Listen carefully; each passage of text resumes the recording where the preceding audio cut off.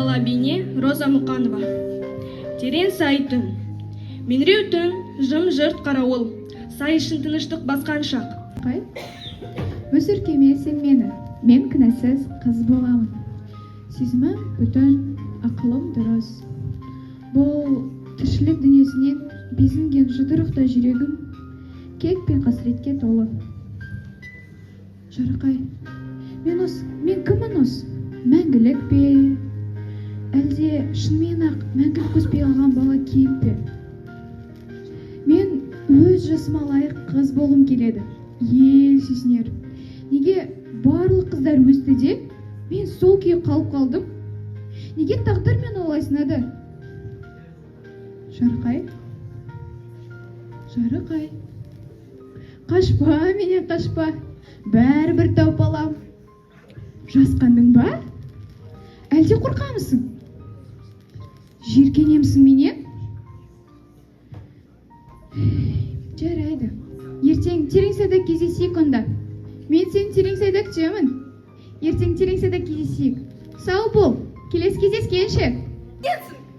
Айт деймін! Адам емеспін бе? Мен тек тыныштық іздедім. Сөзін қараш, адам емеспіз бе дейді.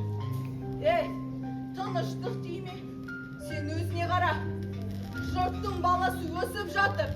А сен сол қалпы. Адам сиқы жоқ келбетіне неге қарамайсың, а? Жаман неме, сыпырғышты алды, тазы үйді тазлап қой мен келгенше.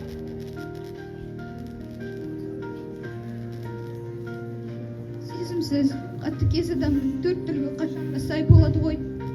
Менің де жаным бар ғой. Мен де армандаймын. Неге мені адам деп көрмейді? Вот табалайсың ғой. Табалай бер, табала. Мен осы қасіретті Құдайда сұрап алғаным ғой. Иә, сеніңше сұрап алған тағдырым осы ғой. Отыңмен күлкіліңмен шығып жүр емеспін бе? Не жазып ем саған?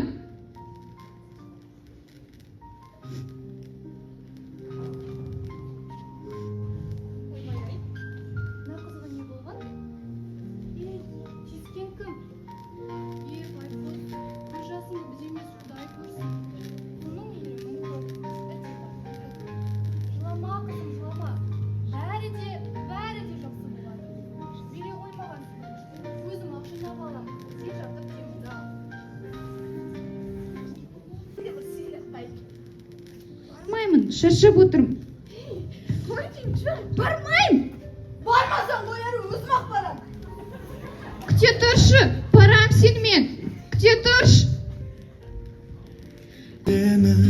Айсыз ашық аспан, төбемізде жұлдыздар үнсіз шымандасқан.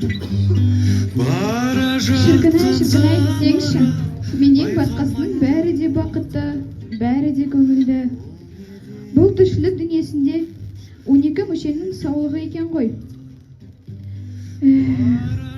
Біреуге жазған бақыттың өзіме зар болған қандай сұрмаңда едім. Бұл не деген қуаныш, бұл не деген бақыт.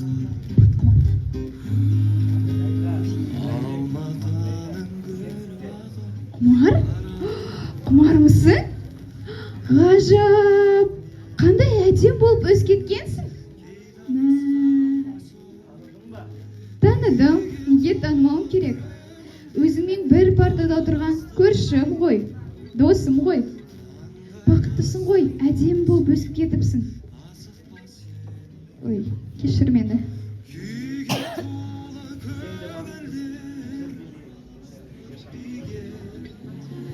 қандай ыстық осы шақ, асықпа сен үйге. Алақанда алақан, күлімдейді көзің. Құшағымда қуаныш, қасымда сен өзің. Тойға келіп едік, ауылда ешкімде қалмауға айдалған ба? Қалай, сені көріп қуанып кеттім. Сол сәт Ләйла өзін нағыз қыз сезінді. Қыз жүзіне қызғылт рең пайда болды. Бір түрлі қысылып ұялып тұр. Үстіне киген қып-қысқа шыт көйлегінен де Қатираның қояр да қоймай мұны бала сияқты етіп дәл төбесіне қып-қызыл бантик тағып бергеніне де намыстанып күйіп барады. Өзіне сөйлеп тұрған жігіттің дауысы бұл жолы әсерсіз болды ма? Әлде тағы бір сүренсіз сұрғыл тойдың шырмауына түсіп кетті ме? Әйтеуір Айтпады деме. Енді ешігеді екенсің. Күз болмақ түгілі қыс болса да үйден қуып шығам. Білдің бе? Қумаш өтінемін.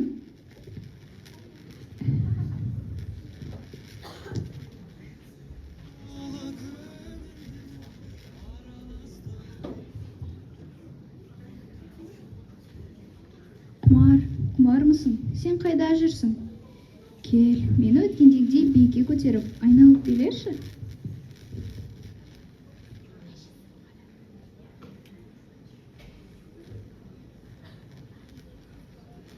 Ойбай-ай, мына қызға не болған? Сондырақтап жатыр ғой, барып дәрігер шақырып келейін.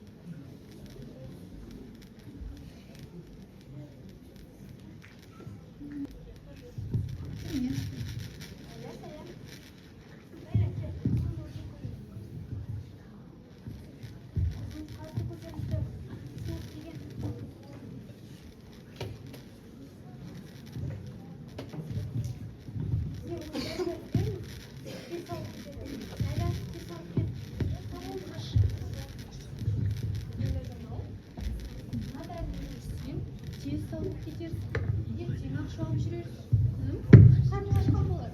Тамақ ішесің бе? Әлде салып кетіп бересің? Жоқ, жешпеймін, рахмет. Ойбай-ай, мынау кім болды екен тағы? Әдетте есі қақпай кіре беруші еді осы жігіт. Амансыздар ма же? Ләйлаға келіп едік.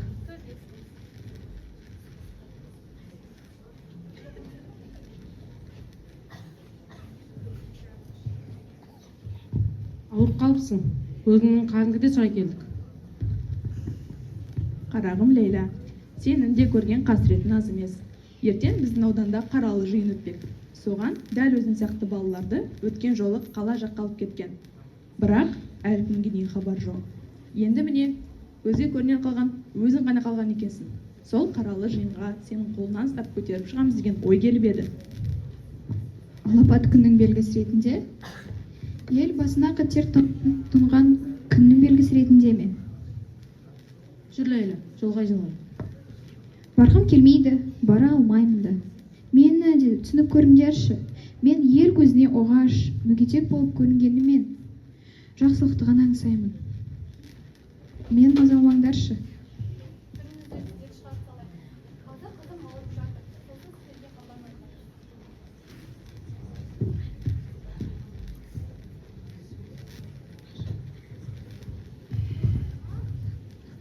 Қош бол, менің жалғыз ғана сырласым. Түн баласы ай, жер баласы мен.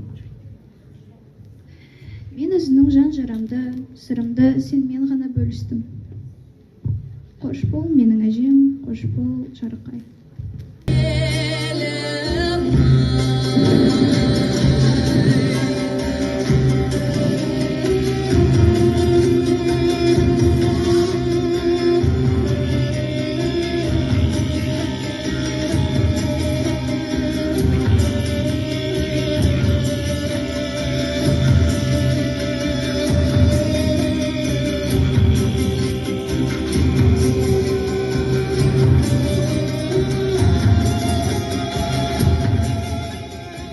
Жарығай Ләйла қызды қара жерге қимады.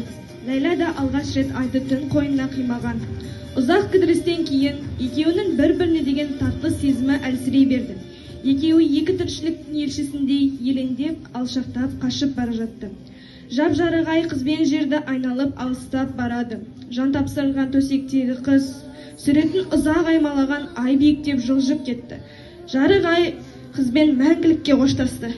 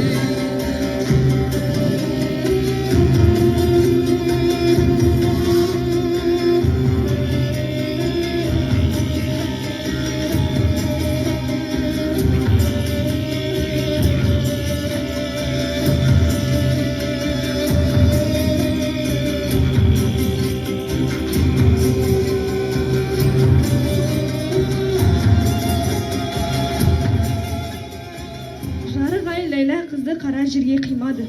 Ләйлә да алғаш рет айды түн қойнына қимаған.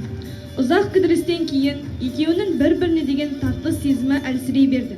Екеуі екі тіршіліктің елшісіндей елеңдеп, алшақтап, қашып бара жатты.